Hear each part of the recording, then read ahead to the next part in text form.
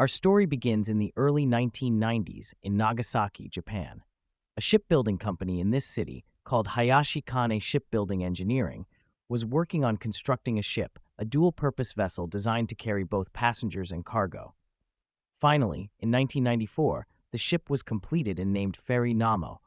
The Ferry Namo was approximately 146 meters long and weighed 6,600 tons. Its design allowed it to carry 8,850 passengers. The lowest deck could accommodate 90 cars and 60 small trucks, with additional space for cargo, such as containers or other goods. The ship's design prioritized profitability over safety. For instance, to maximize cargo space on the lower deck, the upper decks were made heavier, resulting in a top-heavy structure. This imbalance was a significant safety concern because it compromised the ship's stability, making it prone to tipping.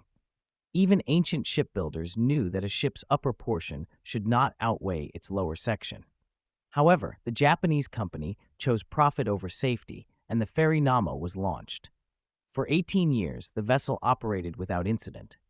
By this time, it had essentially fulfilled its service life and was showing signs of wear, like a car that had traveled 300,000 to 400,000 kilometers. It was either due for extensive repairs or retirement. Despite its age, the ship wasn't scrapped.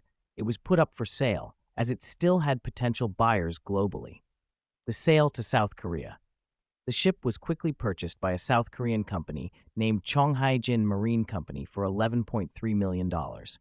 The new owners renamed it Sewol and started modifications to increase its passenger capacity. The company added new upper decks to accommodate more passengers, exacerbating the ship's already top-heavy design. This additional construction increased the ship's weight by 239 tons, making it even more dangerous. To counterbalance the added weight, engineers placed ballast in the lower compartments, hoping to stabilize the ship. In 2013, the refurbished and expanded Sewol was deemed ready for service and assigned to a route between Incheon and Jeju Island, a 425-kilometer journey that took about 13 hours. Despite its precarious stability, the ship completed 240 trips on this route within a few months without incident. However, the vessel's history of near misses was a ticking time bomb. The tragic incident. On April 15, 2014, the Sewol was prepared for another voyage. The captain, a 69-year-old experienced mariner named Lee Jun-seok, oversaw the loading of 2,142 tons of cargo, including 185 cars, small trucks, and various containers. Additionally, the ship carried 443 passengers, including 325 high school students on a field trip, along with 33 crew members, a total of 476 people on board. Containers were also loaded on the deck without being properly secured, a critical oversight. At 9 p.m., amidst rainfall, the Sewol set sail. The captain set the speed at 38 kilometers per hour to reach Jeju Island within 13 hours. To get there, the ship had to pass through the unpredictable Mongol Channel, known for sudden large waves and storms. After 11.5 hours of sailing, at 8:27 a.m., most passengers were awake and having breakfast. The ship had been in the Mongol Channel for 200 minutes. Suddenly, at 8:48 a.m., the Sewol tilted sharply to the right. The captain ordered the ship to turn left to regain balance, but this caused it to tilt even more, this time to the left, by as much as 30 degrees. Water began flooding the deck. The tilt was so severe that passengers couldn't stand upright, and furniture toppled over. Despite the emergency, the crew used the intercom to reassure passengers, asking them to remain in their current positions. Meanwhile, the captain delayed contacting emergency services. Instead, the first distress call came from a high school student who used their phone to dial 119 emergency services. The student could only provide the ship's name, but not its exact location. Emergency responders relayed this information to the Coast Guard, who identified the ship's position and headed toward the Mongol Channel.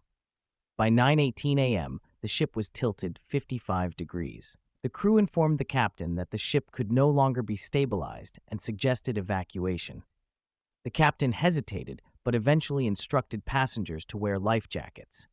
By 9:30 a.m., the tilt had reached 60 degrees, and parts of the ship were already submerged.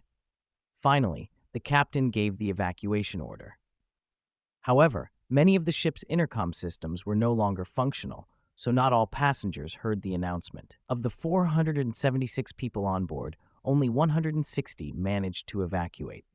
The tragic outcome. At 9:45 a.m., rescue helicopters arrived to evacuate passengers from the upper deck. Shockingly, the captain was one of the first to be airlifted, abandoning the ship while hundreds of students were still trapped inside. As the seawall continued to tilt, it eventually capsized completely, with its bottom visible above the water. Due to its unstable design and the influx of water, the ship quickly sank, trapping hundreds inside.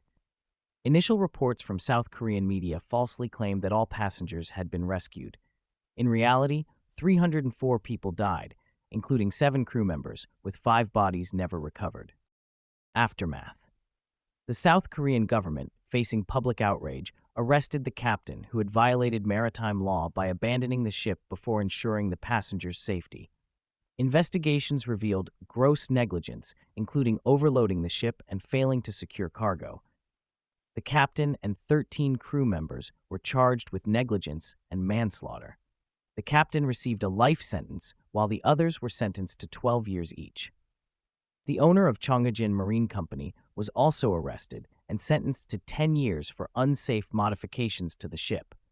The company went bankrupt, and the South Korean government paid $530,000 in compensation to each victim's family. Despite these measures, the Sewol tragedy remains one of South Korea's worst maritime disasters, a grim reminder of the consequences of prioritizing profit over safety. Please support us with subscribe, like, and comments, and thanks for your watching.